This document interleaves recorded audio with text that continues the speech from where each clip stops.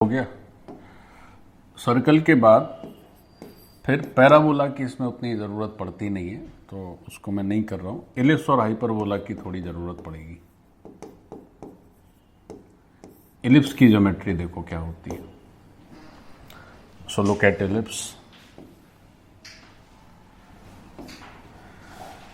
Ellipse क्या होता है? एक चपटा सर्कल होता है, लाइक दिस।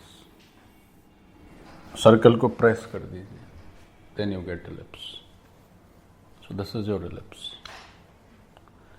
इलिप्स क्या है? चपटा सर्कल है।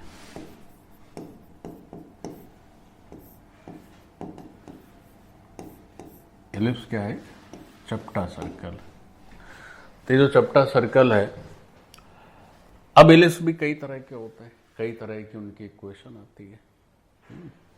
तो अभी हम इलिप्स की इक्वेशन पे नहीं जा रहे हैं बच्चों, हम इसकी जो प्रॉपर्टीज हैं जो आपको यूज होनी है कॉम्प्लेक्स नंबर में, हम उस पर ही जा रहे हैं, क्योंकि फिर इलिप्स की इक्वेशन में बड़ा झंझट है और वो फिर हमें आगे पढ़ना ही है कोऑर्डिनेट में, तो उसके चक्कर में नहीं पढ़ रहे हैं। बेसिक इसकी जो प्रॉपर्टीज हैं उसको समझ लेते हैं। देखो क्या होता है। अगर ये एक इलिप्स है तो ये हो गई उसकी एक्सिस, ये दो जो लाइंस हैं, ठीक है। अब ये जो एक्सिस है, ये एलिप्स को ऊपर नीचे आधा आधा बांट रही है, और ये वाली जो वर्टिकल एक्सिस है वो दाएं बाएं आधा आधा बांट रही है। जो लंबी वाली एक्सिस है, this is the longer axis. तो ये जो लंबी वाली एक्सिस है, दिस इज कॉल्ड एज से ट्रांसवर्स एक्सिस। इसको क्या नाम दे देते हैं? We call it transverse axis. और ये जो छोटी वाली एक्सिस है, शॉर्टर एक्सिस, इसको बच्चों हम नाम दे देते हैं कॉन्जुगेट एक्सिस। नहीं, उल्टा हो गया, तो मैं हाइपरबोला का बता दिया। ये हाइपरबोला में ट्रांसफर्स और कॉन्जुगेट होता है, इसमें अलग नाम होता है। तो इसमें देखो नाम क्या होता है, बताते हैं। तो इलिप्स में अगर लंबी वाली एक्सिस है तो it is called major axis, और बच्चों जो छोटी वाली एक्सिस है it is called minor axis. तो एक हमारी है मेजर और दूसरी हमारी माइनर, ठीक है। तो इलिप्स की दो एक्सिस हो गई। इलिप्स में क्या होता है कि दो फिक्स पॉइंट होते हैं अंदर, एक को हम लिखते हैं एस और एक को लिखते हैं एस डैश। तो एस और एस डैश क्या होते हैं बच्चों? इलिप्स के फोकस होते हैं, एस एंड एस डैश। ये क्या है? अगर एस और एस डैश को देखा जाए तो these are two focus. Actually क्या होता है, फोकाई टर्म लिखना ज्यादा ठीक है, फोकाई ऑफ इलिप्स। तो फोकाई और फोकस में फर्क ये है कि जो फोकस टर्म है it's a singular term, and if we look at foci it is plural in nature. तो एस और एस डैश क्या है? दो फोकाई हैं इलिप्स की। अच्छा, अब ये फोकाई का क्या इसमें इंपॉर्टेंस है? तो क्या होता है कि कोई भी इलिप्स क्या है, उसके किसी भी इलिप्स के एक पॉइंट को पकड़ लीजिए, इस पी को समझिए गौर से बच्चों। इलिप्स का एक पॉइंट पी हमने ले लिया और पी से एस डैश को ज्वाइन कर दीजिए तो पी एस डैश हो गया, और एस को ज्वाइन कर दीजिए तो क्या हो गया? पी ए, ठीक है।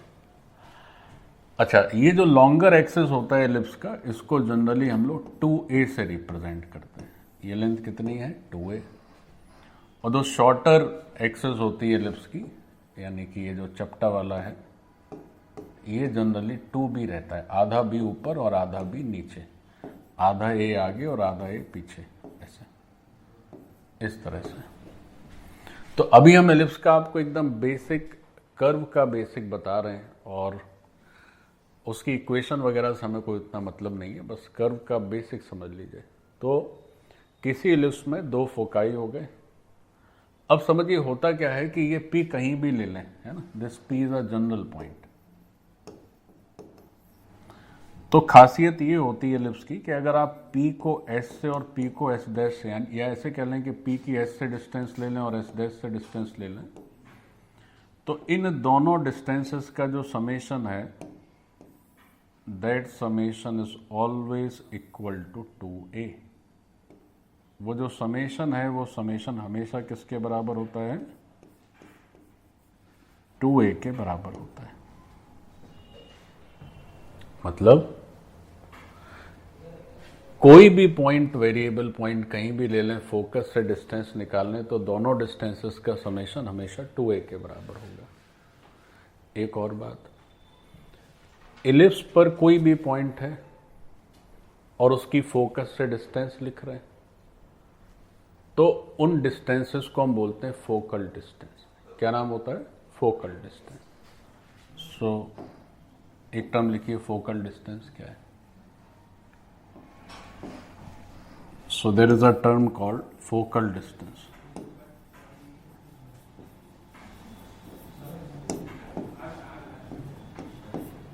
तो देखो फोकल डिस्टेंस क्या है? फोकल डिस्टेंस का मतलब होता है distance of a point on the curve. ये पॉइंट कैसा होना चाहिए? कर्व के ऊपर होना चाहिए। और कहां से डिस्टेंस निकालनी? From focus. किसी भी पॉइंट को ले लें आप कर्व पर और फोकस से उसकी डिस्टेंस निकालें, then you call it focal distance. ठीक। तो फोकल डिस्टेंस हमेशा एक पॉइंट के लिए डिफाइंड होती है। फोकल डिस्टेंस हमेशा एक पॉइंट के लिए डिफाइंड होती है, always defined for a point. Always defined for a point. और पॉइंट कैसा होना चाहिए? कर्व के ऊपर होना चाहिए, ऑन द कर्व। तो इस तरह से करते हैं। अब जैसे यहां पर पॉइंट P की अगर फोकल डिस्टेंस पूछी जाए, तो PS भी एक फोकल डिस्टेंस है, PS डैश भी एक फोकल डिस्टेंस है। भाई दो अलग अलग फोकस है ना, तो दोनों से डिस्टेंस फोकल डिस्टेंसेस हो जाएंगी। तो अगर हम यहां पर PS और PS डैश देखें, तो ये क्या है? ये है focal distances of point P। PS और PS डैश दोनों क्या है? फोकल डिस्टेंस है पॉइंट P की। अब देखो एलिप्स की प्रॉपर्टी क्या है, समझ लीजिए। एलिप्स की प्रॉपर्टी क्या होती है कि किसी भी पॉइंट की दो फोकल डिस्टेंसेस का समेशन हमेशा लेंथ ऑफ मेजर एक्सिस के बराबर होता है। ये 2a क्या है? ये 2 है लेंथ ऑफ मेजर एक्सिस। तो हमेशा ये समेशन किसके बराबर होगा? लेंथ ऑफ मेजर एक्सिस के बराबर होगा। या इसी को एक और तरीके से बच्चों कह सकते हो, कैसे? देखो यहां ऐसे भी कह सकते हैं कि एलिप्स ऐसे पॉइंट का लोकस है जिसकी दो फिक्स पॉइंट से डिस्टेंसेस का समेशन हमेशा कांस्टेंट रहता है। सोचो, अब वो पॉइंट यहां हो, चाहे यहां हो, चाहे कहीं भी हो, आप PS और PS डैश को ऐड करेंगे तो हमेशा 2a ही आना है। तो एलिप्स लोकस हुआ कि नहीं हुआ? लोकस की एक कॉमन डेफिनेशन हो गई। तो एलिप्स ऐसे पॉइंट का लोकस है जिसकी दो फिक्स पॉइंट से डिस्टेंसेस का समेशन कैसा है? कांस्टेंट। और वो दो फिक्स पॉइंट्स क्या हो जाते हैं? एलिप्स के फोकाई। और वो जो समेशन होता है वो क्या होता है? Length of major axis. तो नोट करिए, एलिप्स को डिफाइन कैसे किया जाता है। जैसे सर्किल की डेफिनेशन क्या लिखी? सर्किल एक ऐसे पॉइंट का लोकस है जिसकी एक फिक्स पॉइंट से डिस्टेंस हमेशा कैसी रहती है? कांस्टेंट। तो ऐसी अगर एलिप्स की डेफिनेशन लिखी जाए तो कैसे लिखी जाएगी? लिखो एलिप्स की डेफिनेशन।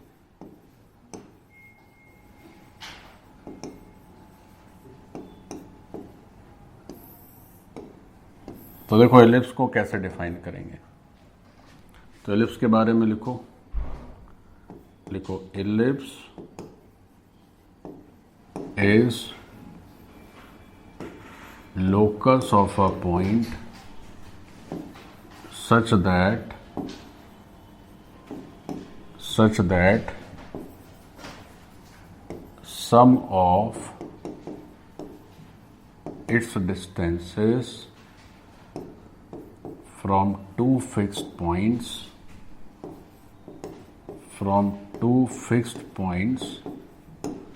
is constant.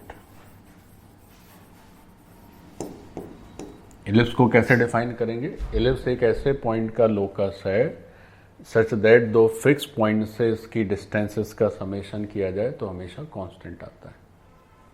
अच्छा, वो जो दो फिक्स पॉइंट हैं वो क्या है? दीज टू फिक्स पॉइंट्स, ये क्या है? फोकाई है।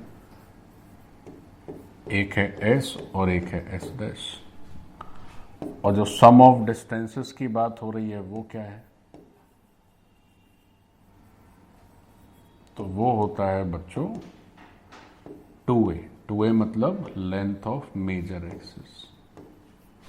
तो ये हमारे एलिप्स की डेफिनेशन है। चलिए, तो एलिप्स का ये डेफिनेशन हो गया कि वो दो फिक्स पॉइंट्स हैं, they are called foci, and sum of these two distances are called 2a, यानी कि length of the major axis. So this is the definition of ellipse. अब इसके बाद ellipse का मामला हो गया। अच्छा, चाहो तो ellipse में एक बात और भी समझ सकते हैं क्या? देखो, इतना पहले लिख लो फिर आगे बताते हैं। ellipse में एक और बेसिक फंडामेंटल ये भी समझ लें कि जैसे एलिप्स जो बना हुआ है तो इसमें जो दो फोकाई हैं ये एलिप्स का सेंटर होता है, ठीक है? तो दोनों फोकाई सेंटर से a इंटू ई दूरी पर रहती है। ये डिस्टेंस भी a ही है और ये भी डिस्टेंस a ही है। अब साहब ई क्या है? ई को कहते हैं इसेंट्रिसिटी। अब ये सारे टर्म्स बच्चों ज्योमेट्री के हैं। अगर आपको ज्योमेट्री उतनी आती है, सब पढ़ा हुआ है तो अच्छी बात है, नहीं पढ़ा हुआ है तो ज्योमेट्री में पढ़ेंगे। तो E is known as eccentricity. तो अगर हम ये कहें कि दोनों फोकाई और S और S डैश के बीच का सेपरेशन कितना है, तो you will say 2AE। AE आगे और AE पीछे, ठीक है? तो दोनों फोकाई हमेशा जो मेजर एक्सिस है वो अगर 2a है तो फिर AE की डिस्टेंस पे रहेंगी। कहाँ से? सेंटर से। तो दोनों के बीच का डिस्टेंस क्या माना जाएगा? 2AE, ठीक? तो इस बात को भी ऐड कर लेते हैं। लिखिए, इस बात को भी ऐड कर लेते हैं कि जो एलिप्स में अगली चीज समझने की है वो क्या है? Distance between S and S dash, this is equal to 2AE, जहां पर E क्या है? इसेंट्रिसिटी। अच्छा, एक चीज और भी लिख लो, जैसे ऊपर ही लिख लेना कि एलिप्स की जो इसेंट्रिसिटी होती है वो 1 से कम होती है बच्चों, ठीक? फिर अगर यही पैराबोला हो जाए तो उसकी जो सेंट्रिसिटी होती है एग्जैक्टली 1 होती है। फिर एक टर्म होता है हाइपरबोला, एक कोनिक सेक्शन। तो हाइपरबोला की जो सेंट्रिसिटी होती है वो 1 से ज़्यादा होती है। तो ये हो गया हमारा एसेंट्रिसिटी एलिप्स का, पैराबोला का और हाइपरबोला का, ठीक? हम अभी चूंकि एलिप्स की चर्चा कर रहे हैं तो एलिप्स की सेंट्रिसिटी की बात हो गई। एलिप्स की सेंट्रिसिटी 1 से कम रहेगी हमेशा। तो ये एलिप्स का एक बेसिक ओवरव्यू हो गया, which will be required in the questions of locus in, से क्या कहेंगे, या जब हम वेक्टर एनालिसिस पढ़ेंगे कॉम्प्लेक्स का तो उसमें भी ये सब काम आने वाला है। तो ये हो गई एलिप्स की डेफिनेशन, एलिप्स का सब कुछ। अब इससे ही मिलता जुलता एक टर्म है हाइपरबोला। तो हाइपरबोला को भी समझना होगा।